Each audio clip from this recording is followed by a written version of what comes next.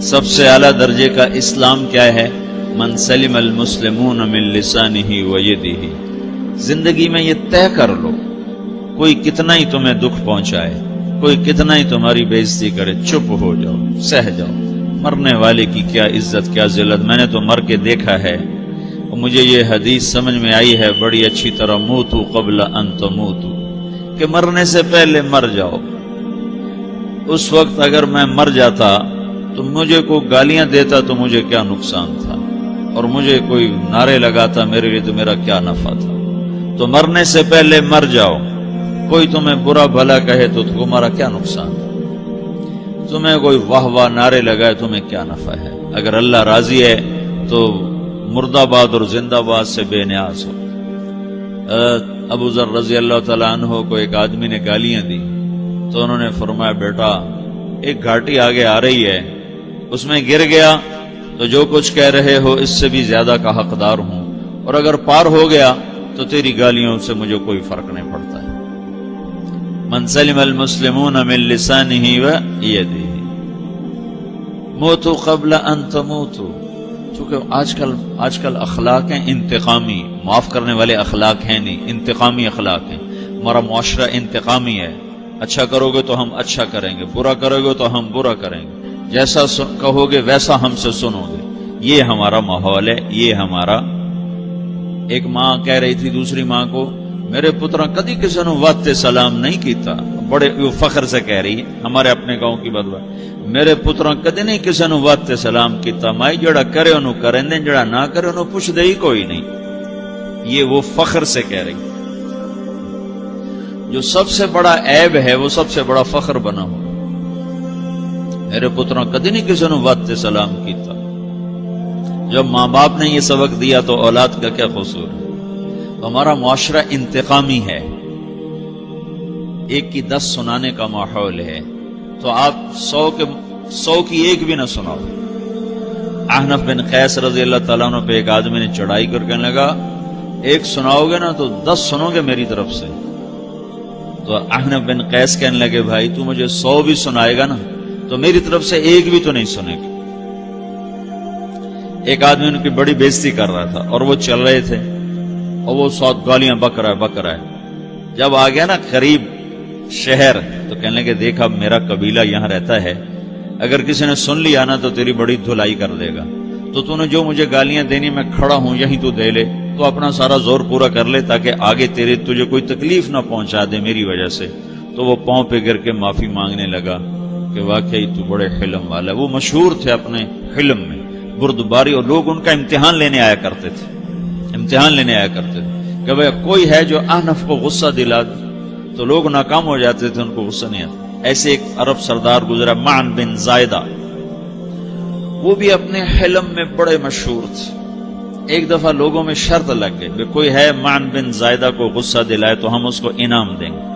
تو ایک شاعر نے کہا میں غصہ دلاتا ہوں، تم دیکھنا ایسے سیخ پا ہو جائے گا جیسے جانور.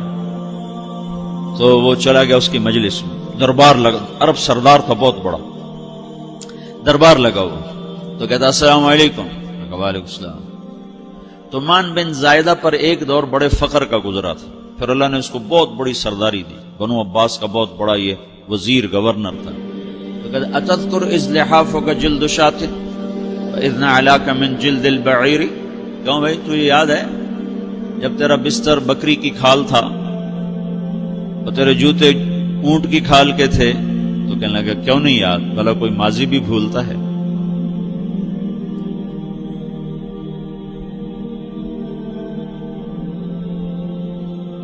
تو وہ کہنے لگا پہلا وار تو خطا کا فسبحان الذی اعطاک ملکا وعلمک الجلوس علی السریر. تو پھر ساری تعریفیں تو اللہ کی ہیں جس نے تیرے جیسے کو تخت پہ بٹھا دیا. کہاں بھئی ساری تعریفیں اللہ کی ہیں، میری تو کوئی اوقات نہیں.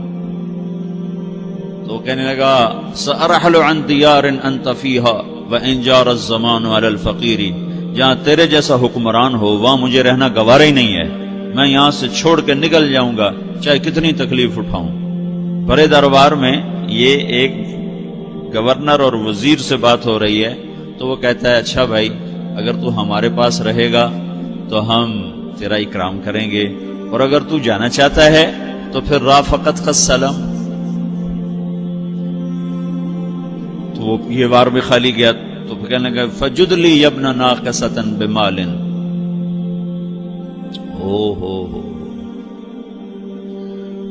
او گندی ماں کے بیٹے مجھے کچھ عطا بھی کر، میں بغیر پیسے کے سفر کیسے کروں گا. عرب کو کسی کو بھی ماں کی گالی دے دینا پھر عرب سردار ہو. فجد لی ابن ناقصۃ بمال. بری ماں کے بیٹے مجھے کچھ پیسے بھی دے، میں نے جانا ہے. میں کہا بھائی اس کو 3000 دے دیا جائے.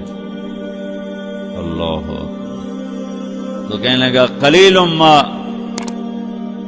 آتیتنی و انی لأطمع منک فی الکثیر. یہ تو بہت تھوڑا تو نے دیا ہے، مجھے اور دے. کہا اچھا بھائی 3000 اور دے دو. تو وہ شاعر کی بھی آنکھیں پھٹ گئیں.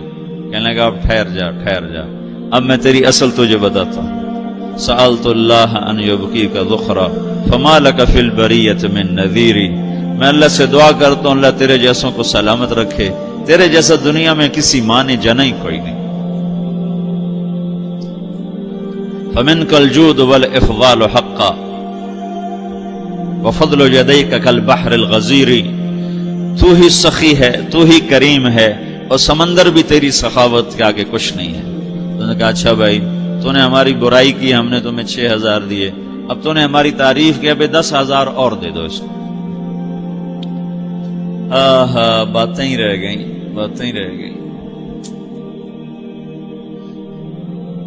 کہاں سے لائیں ایسے لوگ؟ ہمارا معاشرہ انتقامی ہے، بدلہ لینے کا ہے، بدلہ لینے کا. تو میرے ساتھ کیا میں نے بھی کرنا ہے. تو اعلیٰ درجے کا اسلام یہ سکھا رہا نہیں چپ ہو جاؤ، سلامت بن جاؤ، سلامتی بن جاؤ، سلامتی کی علامت بن جاؤ. من سلم المسلمون من لسانہ ویدہ.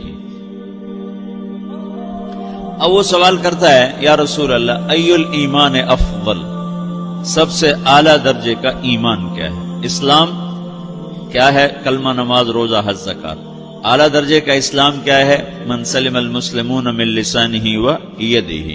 یہ اخلاق کا ادنا درجہ ہے، ادنا درجہ ہے. ادنا درجے پر پہنچ کر آپ اسلام میں اعلیٰ درجے پر آ سکتے ہیں. وہ سوال کرتا ہے ایمان کیا ہے؟ تو آپ نے کہا اللہ پر، فرشتوں پر، کتابوں پر، رسولوں پر، موت کے بعد کی زندگی پر، تقدیر پر. اب ایک اور سائل سوال کرتا ہے ای الایمان افضل، سب سے اعلیٰ درجے کا ایمان کیا ہے؟